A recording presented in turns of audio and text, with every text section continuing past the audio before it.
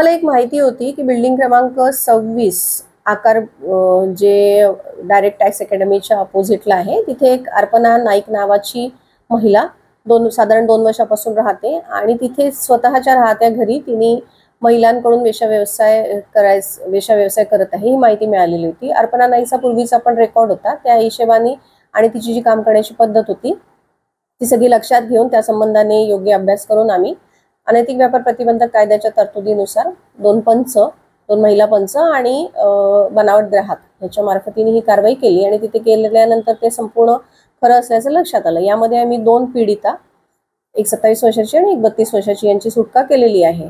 आणि ज्यावेळी ही धाड कारवाई झाली त्यावेळी तिथे एक पुरुष आरोपी फिरोज खान वल्द अब्दुल खान, जो की अर्पणा नाईक यांचा फ्रेंड आहे, तो तिथे होता। त्याला आणि त्यानंतर थोड्या वेळाने अर्पणा नाईक आणि तिथे एक विधी संघर्षग्रस्त बालक होता यांना ताब्यात घेतलेला आहे। त्या संबंधाने पोलीस ठाणे सदर येथे गुन्हा दाखल केलेला आहे।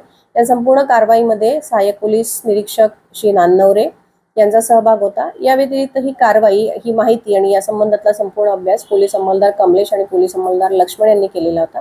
आणि या संपूर्ण कारवाईमध्ये पोलीस अंमलदार सचिन, नितीन, अश्विन, समीर, प्रकाश, आरती आणि लता यांचा सहभाग राहिलेला आहे।